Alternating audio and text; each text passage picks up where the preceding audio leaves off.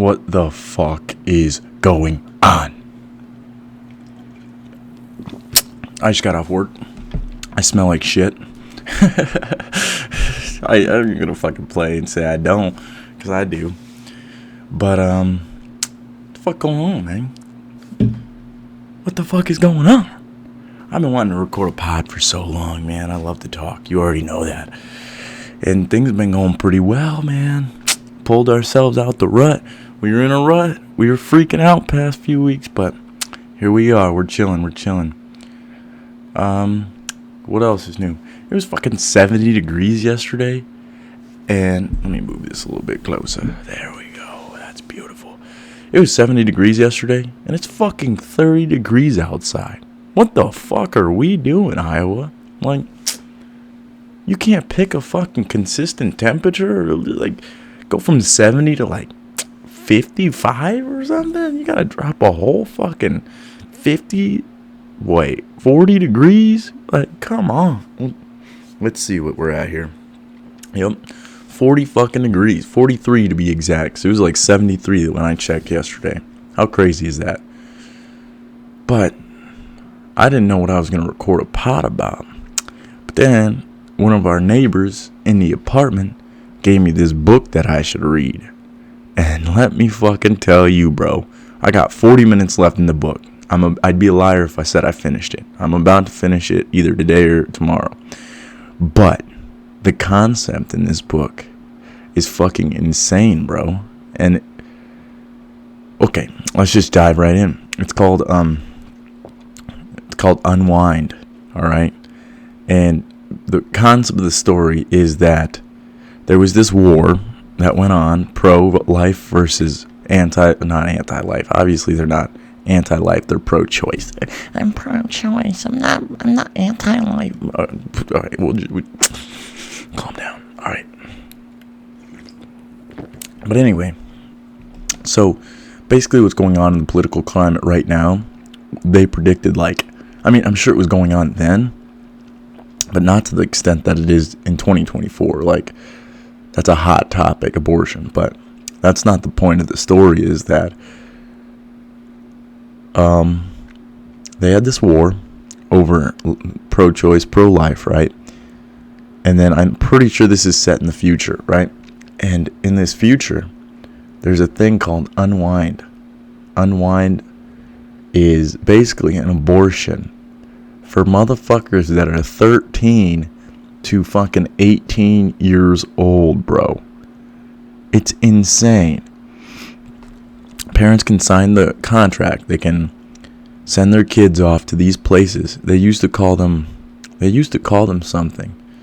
I'll see if I remember, but now they call them harvest. They call it like the harvester or some shit, bro. It's like the book gets really dark real fast, but in these places where they get unwound, everybody's happy and dressed like it's fucking a fun occasion, and they get to play sports and all this shit, and you're like, oh, that doesn't sound too bad. But the reason that they let them play sports and shit is so that their limbs and muscles and all this shit can get stronger and more profitable for when they fucking dismember these people and sell them.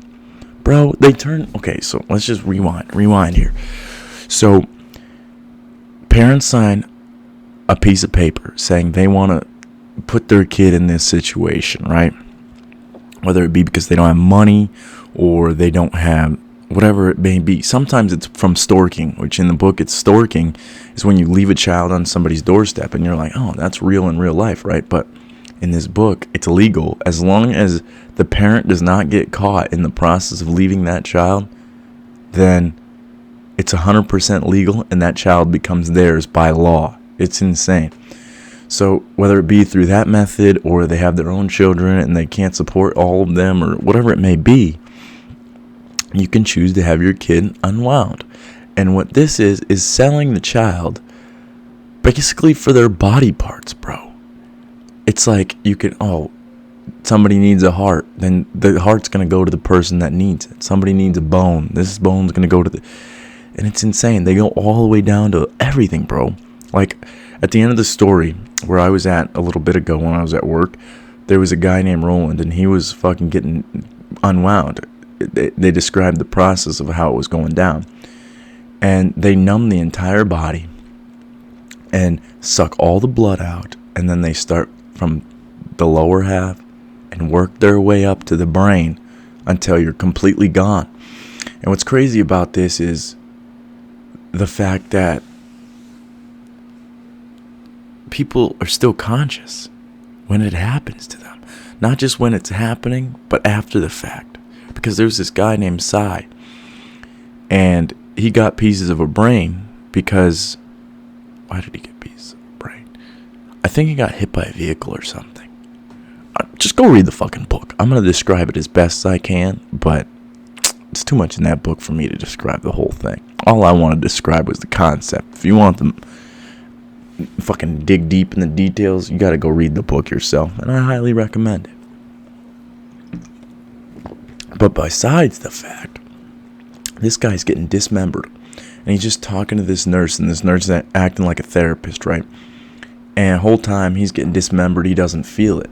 They drain his blood because he's AB negative or some shit, rare blood type, so they take all his blood and replace it with oxygen-rich liquid so that he stays alive during the process. Because if he dies, then I don't know what happens, really. But the point is they keep him alive, right?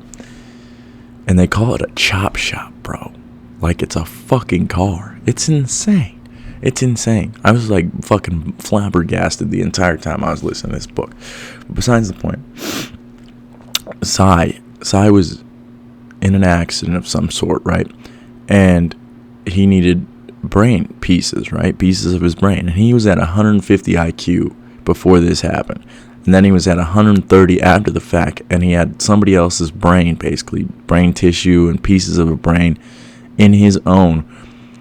And he could feel, like, okay, so it's been proven by science that, like, when people get heart transplants or other transplants like that, they get certain personality traits that change. Like, maybe it's a food you like, or maybe it is, maybe whatever it may be, right? You like cars now, or whatever the hell it is, right? There's too many examples. So, the fact is, this guy, he started going on this journey because this brain that he had gotten put into his head was leading him back to where his parents were, the kid's parents, of the brain tissue. And it was leading him to, like, things that Cy would not know. And he's like, I'm a law-abiding citizen, I don't steal. But when this guy's in his head, he's stealing. And he's doing all kinds of other shit, right? And they take everything, bro. It's from 13 to 18. How insane is that? And the reason it's crazy is because me and, like, Chance have joked about, 3 years old, too late for an abortion and shit like that. But this book actually describes the process in which they would go about doing something like that. And there's like juvenile officers. If you run, they'll get you and they'll send you to fucking get harvested. There's an admiral who there's this story within the story. It's pretty crazy, actually. I don't know what you call that, fourth dimension, fifth dimension, whatever the fuck you may call that shit, but his name is Humphrey Dumfrey, and the story is because the reason it's called that is because the parents had their kid unwound, and then they regretted it, and so they went around the entire, like, country or whatever the fuck it is, planet, looking for these pieces of their child, and they tried to put them back together, right? And it's not too clear, but I'm pretty sure, I don't know. I can't speak on that. But the admiral is the kid's dad who tried to do that. And if you haven't read the book or wanted to read the book, I apologize, but I'm about to spoil the shit out of it.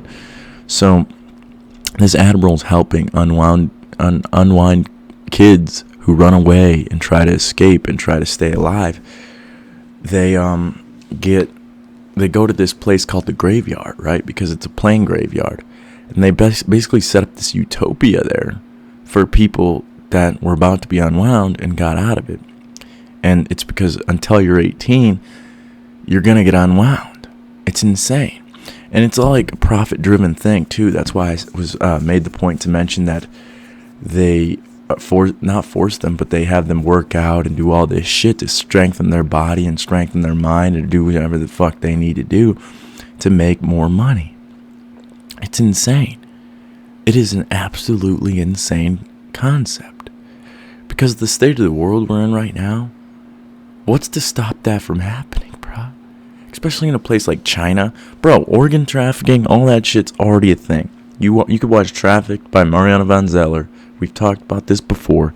You watch that shit. They keep them alive, bro. In Mexico and shit, when they're trafficking organs, they keep these motherfuckers alive until the very last second. Even when they're cutting into them, taking these organs out, they fucking keep them alive. And that's exactly what they're doing in this book. Except this is a fiction book.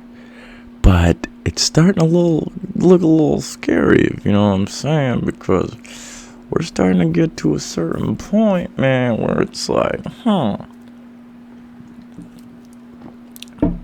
do we value human life over money? And a lot of the time it's a no. Look at all these politicians, fucking look at the Congo, look at China. All these motherfuckers are driven by profit. And this book just takes that to an extreme, but it's not that big of an extreme. That's the thing. That's why it's so crazy, because I can see us as a society getting to that point where instead of aborting kids or setting them up for adoption, because look at the foster care system, right? It's not perfect. It's nowhere near perfect. It's got a lot of problems. There's a lot of not people who don't get adopted. It's kind of fucked up. And it makes you wonder if people are going to start selling their kids for money. And some people do that already. Some people do that. That's what's crazy. It makes me wonder, man. Like, what the fuck is going to happen in society? Like, I'm an optimist, all right? I believe that we have the chance to fix this shit, right? But at the same time, this concept is so crazy and so, like, could happen. That's why it's so crazy, because it could happen, man. Like, there's nothing stopping us from doing something like that. There's no laws in place. There's no moral obligation to not do it. For some people, obviously for the vast majority of human beings, we're like, what the fuck? No, I'm not going to sell my kid to fucking what am I talking about? I'm not going to sell my kid to fucking make money off of their transplanted organs. Like, no, but I don't know, man. Some people probably would. And it's kind of scary, because what the fuck are we going to do if that shit comes into play? There's a lot of weird concepts in this book. Like, there's clappers, which I'm not 100% sure on what the fuck that meant. But then there's all these, it's like a human trafficking organization, but for people who want to survive. It's kind of crazy. And like, the organization is filled with people who are just trying to fix their moral compass and do right in the world where everything's fucked. And everybody looks at these unwound kids like they're fucked up.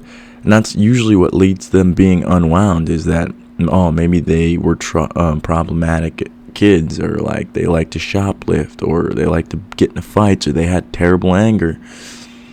And instead of helping these children, teaching them life skills, behavioral skills, emotional control, they're choosing to sell them and harvest them for transplanted organs. It's kind of how society is right now. It's just not as fucked up. No, we don't do that exactly, but at the same time we do, in the sense that we don't teach kids behavioral skills. We don't teach them how to control their emotions, how to be happy, if they have an anger problem. Like, I used to have an anger problem. I used to be an angry ass kid, dude. I used to throw shit around. I used to beat the fuck out of my brother. I used to do all kinds of fucking crazy shit. I would have been one of these unwound kids. I guarantee it.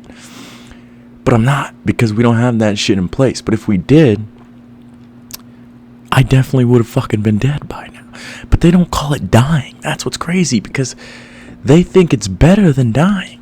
Their argument for it is that so the law, how the law works, as long as you use like 99.4% of the human body and keep it alive, meaning heart goes into somebody, lungs go into somebody, and in this like future depiction, they have the ability to transplant all this shit, brain tissue, all this shit, right? As long as they keep a certain amount of the human being alive, then it's not against the law. And in that sense, they're still alive. And that's what I was saying, that they still have consciousness in there. It's just like the consciousness gets distributed amongst a vast majority of human beings. Kind of like how consciousness works already. Because I've described that. I think consciousness is a giant pool. And there's like spouts that are leaking down from that pool into each individual thing on this planet. Even if it's just a rock, right? I think a rock has a little bit of consciousness. How would it have foam if it doesn't? I mean, yeah, we got molecules, all this shit, but atoms are 99% empty space, right? That other 1%, I have no fucking idea. I'm not a scientist. But who's to say any of this is fucking solid, right? It could all be energy. Just energy that's holding these atoms and molecules and particles together, right? And I think that's essentially what's going on in this book, is that these atoms that make up a human being are being dispersed, and the consciousness that is in that human being is being dispersed as well. Because, like, there's people who get transplanted hands and they can do card tricks that they couldn't do before, and like the brain that I just mentioned, or lungs, like this kid has asthma because the dude before him had asthma, and it just makes me wonder, man, like, what kind of path are we going to go down as humans? We can choose either one. That's the beauty of being human. We can manipulate this world for our own benefit. But then we got to sit back. Oh shit, I almost fell. We got to sit back and wonder, is it going to be for our benefit in the long term? What I mean by that is, we cut down trees, we're destroying the ocean, we're fucking up the planet every chance we get for a little bit of money. Right? And what's that going to do to us in the future? When we don't have oxygen to breathe and we have to buy it, or we don't have fucking clean water, so we're fighting over it, or there's so many problems that we could have, but there's also so many things that we could solve if we just fucking worked with nature and fucking figured it out, you know what I'm saying? We have this ability as humans to think in the past, right? Use our past experiences and past knowledge to bring it into the future and make it better for everybody. Not just ourselves, not just the human beings as a whole, just everything, man. The grasses, the trees, the animals. We could make it better for everything. I've said this before. We're the only things on this planet that could protect this planet. You know what I'm saying? So it's like, why aren't we? And it's because of money. And that's what this book's basically about. Is kids start getting harvested for money. And it makes me wonder, like, what are we going to do? Like, the reason these kids are getting sent away is because they're not being taught the proper skills to survive or be as society wants them to be. So instead of just teaching them the skills and behavioral tactics and all these things that could help them manage their mind, they would rather trade that all away for money and just not deal with the problem itself. And that's kind of how our society is, man. It's actually exactly how our society is. Because unless you make it out yourself, like, I got lucky. I was on the path to hell, man, and I got lucky. I know some things that happen, but other things I just can't explain. Like, it's why I believe in a divine essence, because some things there's no other explanation I have, no rational explanation. And we kind of do that in the sense that when kids are troubled, they more than likely, unless they find their own way out, which is hard because we're not taught the proper knowledge to get out either, they usually end up in the system. And the system profits off of people. People are working for cents a day to make things outside the real world. I listened to this guy, and I don't know if I talked about this before, but there's shit that prisoners make that we use daily. Food. They make some furniture. They make license plates. They make all kinds of shit. It's basically slave labor, bro. And those were just damaged kids at one point. Maybe they got molested. Maybe they didn't have a proper childhood, like their dad was beating on them or their family life was unstable.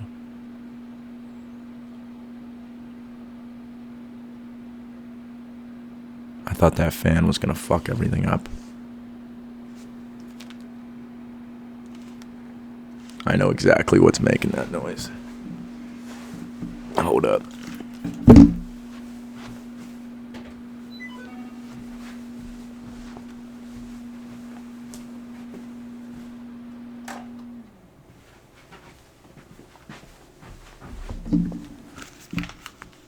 There we go, better.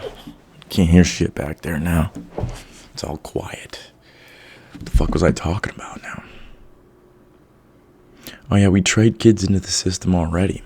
And obviously, a lot of people don't know about this. I didn't know about it before either, but it's a fact that a lot of damaged kids end up in the system. And they usually get fucked. Like, they're not taught how to get out. They're just used for money. That's basically what prison is now. They're not reforming anybody. Most of the people who make it out just reform themselves inside. They go get a law degree, or they go get a degree of some sort in another area, and they find their way out of the system. It's like 90% of people who get a degree in prison don't reoffend. It's because they have another option now. But if you don't have any other option, that's the type of people that get used to the prison system and get comfortable in there. And unfortunately, instead of fixing that, we just use them as batteries to fuel our economy. And that's why this book hit me so hard, because I'm wondering, what the fuck's going to change? What are we going to do to help these kids out? Kids are the most important thing on this planet, man. They're the future generation. What we're doing right now, it only half matters, right? And what I mean by that is, most of us aren't going to leave an impact on this planet. Our name's going to be forgotten with all the people that we knew. That once the last person we knew dies off, we're probably not going to be remembered, right? Like, I don't remember my fucking ancient fucking hunter-gatherer grandpa because there's no record of that time. And eventually that'll happen to our time. Yeah, we have video and all this shit, but what happens when video and audio like this becomes obsolete and it becomes a hologram? Are they going to do it like the floppy disks and shift it all over? But regardless of that, like, we're not really important. What's important is the generations coming up. Because we can make an impact, a small one.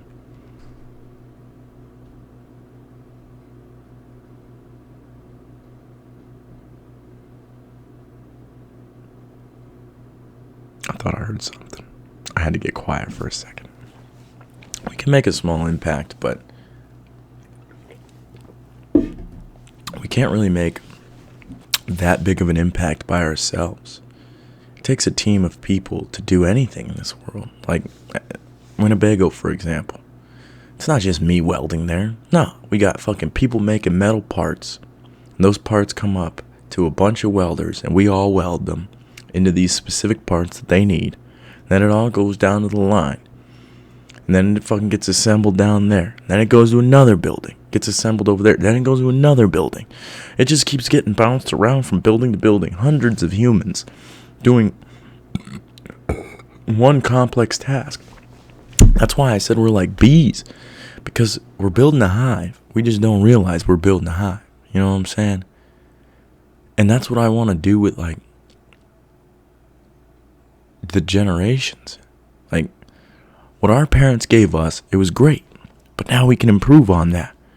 And when we improve on that, we can give it to the next generation to improve on. It's not about getting stuck in your time and like, oh no, the kids these days are changing and I don't like it. Yeah, some of them we're not going to like. Some of them we're going to be like, what the fuck going on? But what they're doing is way more important than we could ever fucking realize. Like, I don't know, man. What's the pathway out of this shit? Because that fucking book makes me think that it's a real possibility to get to a certain point like that. If we keep going in the same direction we're going, you think China gives a fuck about people? Nah. The only reason we have the rights we do is because of this fucking country, this beautiful country we live in, right? America's got the founding documents that hold our fucking values. And even with the government trying to fuck us over and take all of our shit and do all the shit the government does, look at how much freedom we still have compared to other countries. Look at how many people are still trying to get here. Like, if I was in Guatemala right now and I saw America, I'd be like, fuck yeah, let's do it. You know, the kind of journeys they have to take, not just the journey, but the cartels threatening them the entire way. They have to pay their way. They pay fucking tens of thousands of dollars sometimes to get to America, bro. They sell everything they have just to get to here. And we were born here. Imagine how lucky we are. We don't got to fight for citizenship. We don't got to do all this shit. We've been here since the day we were born. And that's another fucking fucked up thing, is that the patch of earth that you're born on matters. Like, who the fuck made all these imaginary lines and shit? Like, I understand we gotta have secure borders, all that shit, right? But at the same time, if a person's been here like 40 years, he's been working his ass off, he's made a family here, he's done this, he's done that, never had any problems with the law, never caused any problems with anybody else, why the fuck are they not a citizen? Like, make them a fucking citizen. But then you gotta look at the fucking government in the state it is now, and the border crisis, and everybody's coming up from there. Afghanis, fucking Chinese, Mexicans, everybody. There's terrorists coming into our fucking country. They're trying to ruin this shit and destroy it because they don't want this shit here. And what the fuck are we gonna do about it as Americans? Because most of us are overweight, most of us are fat as shit, most of us are fucking stupid. We're dumb as hell as Americans. The only reason I know that, I'm dumb as shit too, don't worry. But the only reason I know that is because my dad's from Slovakia. He's talked to me about the education system they had there, how they learned differently than how we've learned. Me and my dad talk about that all the time. And it's very apparent, it's not a secret, that he is smart. He's smart, way smarter than anybody I've ever met. Like, he's one of the smartest people. And he's not going to get everything right all the time, but when he gets something wrong, he'll admit it and move on. He'll be like, all right, I fucked that up. Now we got to get the right information in here.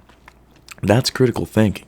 That's how you have common sense, is that, shit, me and Chance defined it the other day. The ability to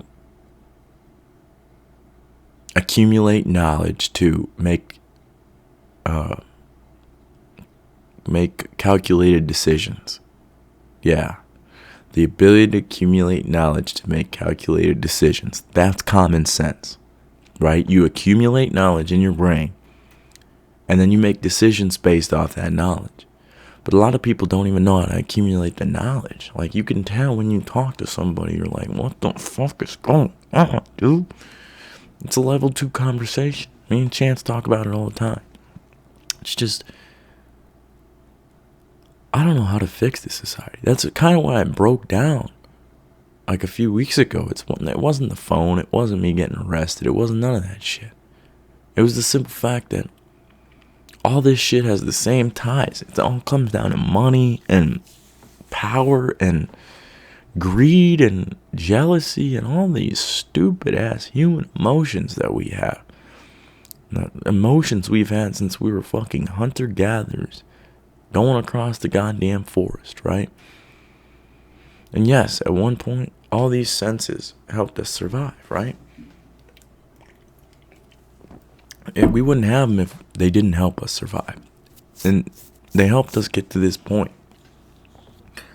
And that's where that emotion control and behavioral skills and all this shit that I was just talking about comes in. If you teach a kid, kids want to learn, man. Most people don't understand that. And I hated that shit as a kid. A lot of fucking people talked to me like I was fucking retarded. And it was just because I was young. And yeah, I had lack of information. But if I was given the right information, which luckily I had a dad that did that for me, then look where you can be. And I'm not like smartest person. I'm not the fucking most attractive. None of that shit. I'm just saying I'm in a pretty good spot. And I can make pretty good calculated decisions. Kids are absorbent. They're like sponges. They'll sit there and listen for hours and have conversations with you and talk to you about anything. But a lot of people don't do that with their kids anymore. And yeah, we go to work and we get tired and all this shit. But like, if you're going to have a kid, you got to make time for that kid. That is the number one important thing on this fucking planet. And if you don't have a kid, but you're planning on one, like I am, you do everything in your fucking power to set that shit up correctly to where this kid is going to have the best life you can give them with the resources you have at that time, right? And that's not just financials. That's fucking knowledge. That's discipline. That's everything that they need to get to a fucking good point in life. That's why Goggins talks about discipline being freedom. Because without discipline, there's nothing. The discipline to stop yourself. Am I even... Okay. I had to make sure I was recording sound. That would have been so bad, man. If I fucking went this long without even recording any noise, I'd be not pissed off, but I'd be pretty upset because I want to go shower because I can smell my feet and it's not fucking appealing at all, man. But, like, discipline equals freedom because, like, alright, should I eat these snacks or should I go to the gym? Discipline's gonna teach you which one you're gonna have to do. Because obviously you want to eat the fucking snacks. The gym sounds like it sucks. And it still sounds like it sucks sometimes to me. I'm like, God damn it. Don't want to get there.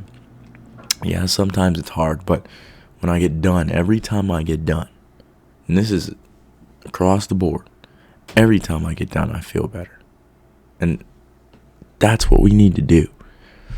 Everybody needs to work on themselves, man. Because if you're planning on having a child, you're going to have to teach this child by example. And if you're not setting a good example for the kid, why the fuck would they listen to anything you say?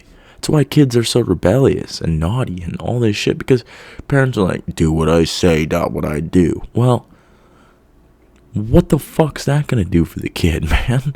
They got to do what they see other people doing. It's how they absorb information and learn. If you want them to act like a rational, logical, loving human being, that's what you have to be.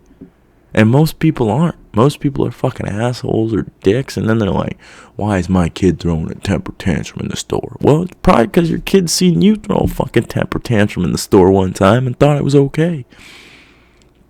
And that has nothing to do with the nature. There's nature and there's nurture, and that has nothing to do with nature. Some kids just are born with more anger, born with more prone to anxiety or depression or whatever it may be. But you use these skills that you build throughout life to teach them how to deal with their shit. You're not them. You're not going to be able to tell them how to make it through life. But what you can do is you can give them the skills and mindset to problem solve and get their way through life themselves.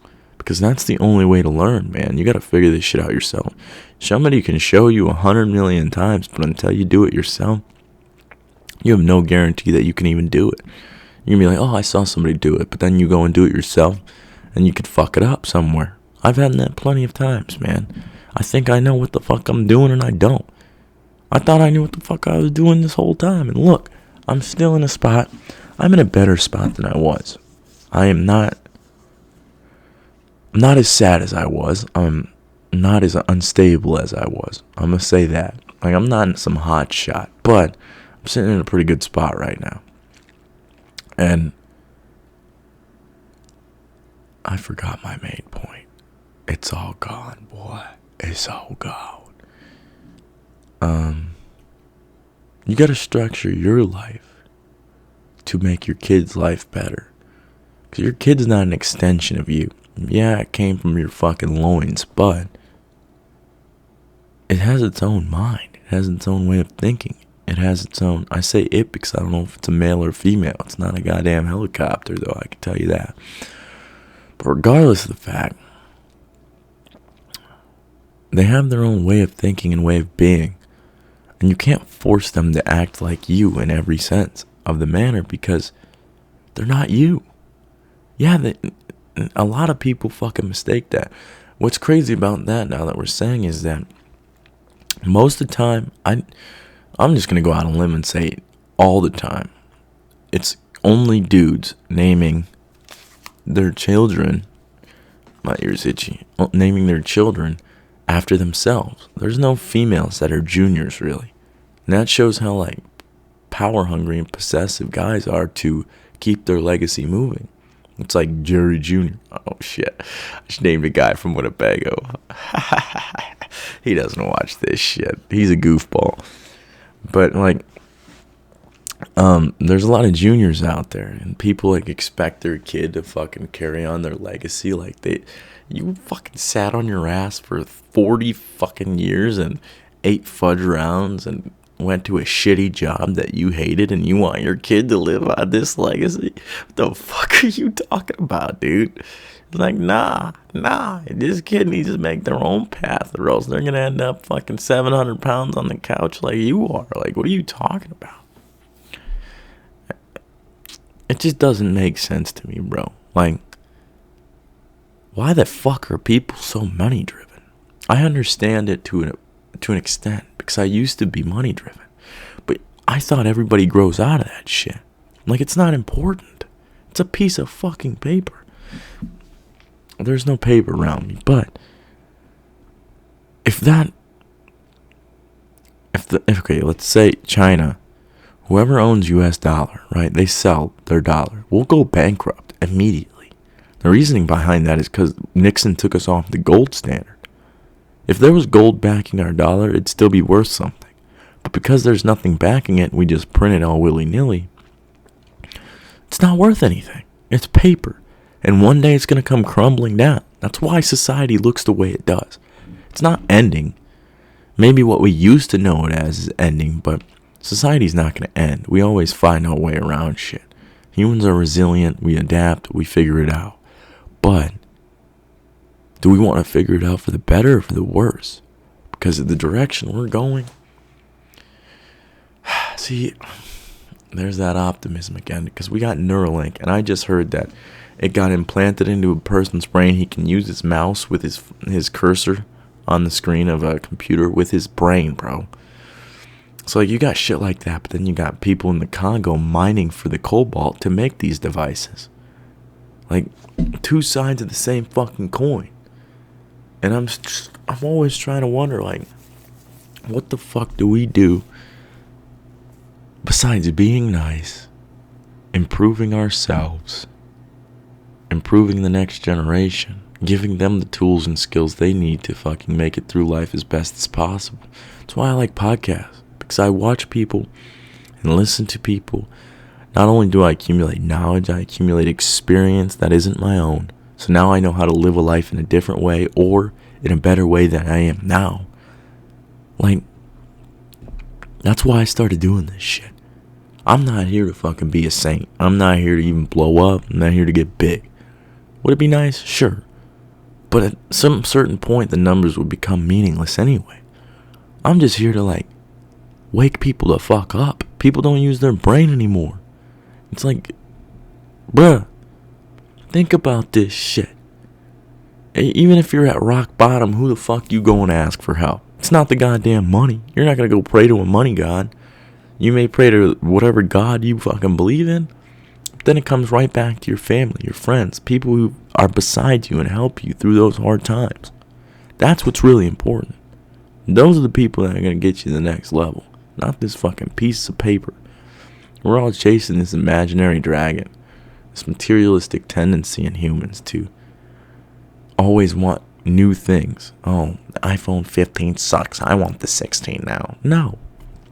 What's wrong? Same with businesses, man. Like, what's wrong with just starting a business and leaving it the way it is? Why do we gotta fucking make more money every year? And then we usually end up fucking up the business. Like, I'm sure. Okay, I think it just went dark. I hope it caught that because I like shit my pants. Yep, we're good. But I'm sure McDonald's was a great business when it started. Probably all homemade food. It was probably fucking amazing shit. French fries, fresh burgers, all that shit. Now look at it. You don't even know if it's real food anymore. That's what they do with businesses. They try to make it cheaper to make the product and make more profit somewhere else as well. Whether it be paying employees less or moving shit around so that they get more money in their pocket. Like, humans are so obsessed with this stupid piece of paper.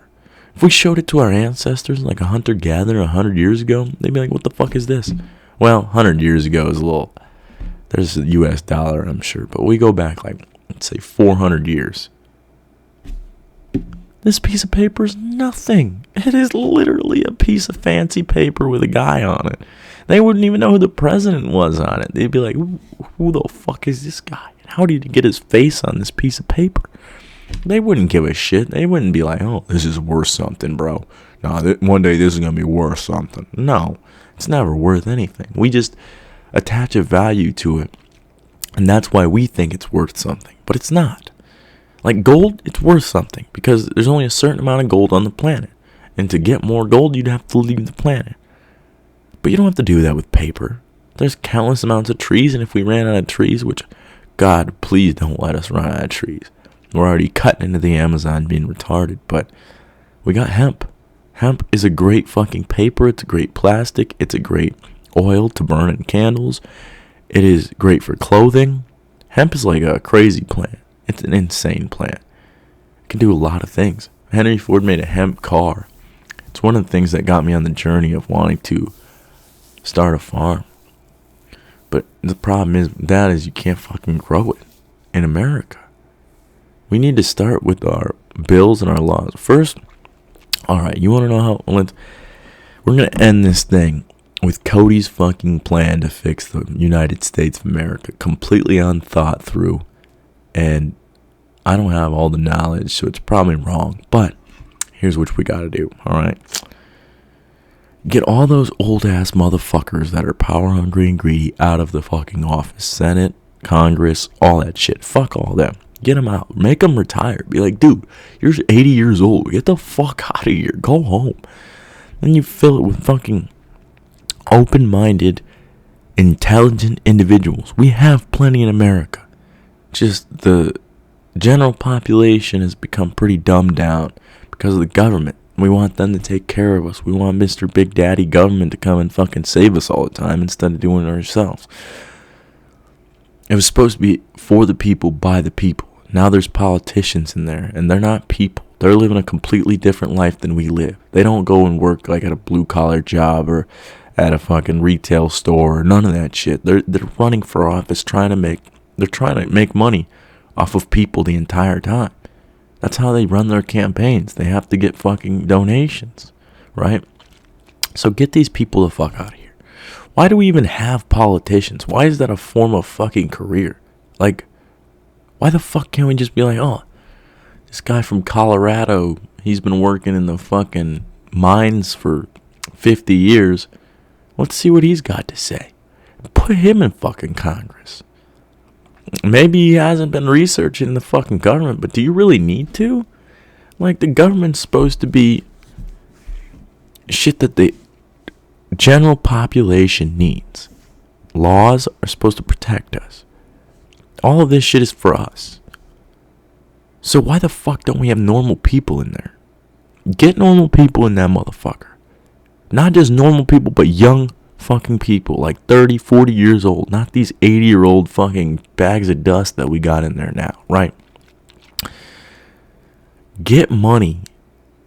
You see, we might have to make these motherfuckers take some mushies too, because that might be the only way to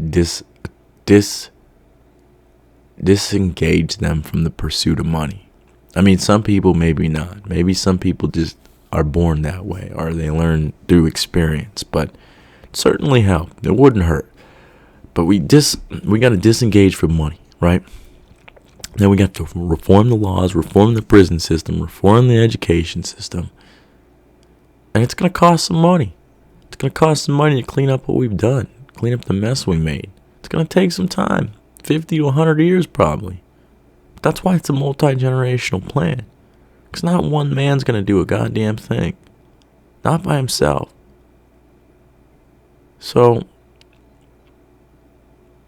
I guess the moral of the story is, get your shit in order. Start working on yourself. Once you got that done, start working on your family. Be a good son, be a good brother, be a good mom, be a good dad, whoever the fuck you are. Be a good whatever it is. Then once you got your family life in order, teach them how to be good with the community. Get involved. Become, I don't know, go clean up the park or something. And then your community, people will be like, oh, this guy's picking up. I mean, we would hope somebody would be like, oh, this guy's picking up trash. Let's go help him out. And they help you pick up trash. Then the community becomes better. And then maybe the state becomes better. Then the fucking country becomes better. Then the planet becomes better. But it all starts with us. Whoever's listening to this shit, man, and I'm not even attacking you. I just want to see everybody do their best. Be their best self. Feel the best. Be happy. And we're not going to do that with this fake bullshit that we call money. It's not going to happen. There's no amount of things we can buy. No nice cars. Yeah, they can facilitate happiness. It can make you happy for a little bit. But at the end of the day, that high from buying that new Corvette or that fucking airplane or the yacht or whatever the fuck you're buying, it's not going to last very long. Because we got to dive deep within ourselves. We got to learn how to control our mind, control our body, control our spirit. And you're not going to have full control either. There's no full control. Because there's demons in there, and there's fucking angels in there, and there's all kinds of shit in your brain that you have no control over. If we controlled our thoughts, we would not get a lot of the thoughts we had. We're going to find that out real quick with Neuralink when we put it in like a tough motherfucker's head, like a Goggins type character. If he didn't voice his story and we all just got tapped into the Neuralink and we tapped into David Goggins, we'd be like, holy shit, what the fuck? And not only that, we can experience it and feel and be him in that moment through his own mind. And then we can come back into our brain and be like, holy shit, I need to get my shit together. Because if he could go through this shit, then I could get through this shit. Glad I did a podcast. That's all I really got to talk about. I hope you guys enjoy this shit. Bye.